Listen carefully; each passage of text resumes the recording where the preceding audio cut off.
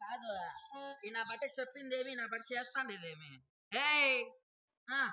ఎలక నీకు చెప్పిందేమి నువ్వు చేస్తాండి ఇదేమి నాకేం పట్టుకోనిలా ఏడా ఏమిరా ఇప్పుడు నాకు ఊసిపింటి నువ్వు ఒక మాట అన్నా చెప్పినావా? నువ్వు పని కూర్చున్నావు చూసుకోలే కదా. పనికి పిలిచిండేది నేను. పిలిస్తే నాకు ఊసిపోయినప్పుడు నువ్వు చెప్పాలా? చూసుకోలే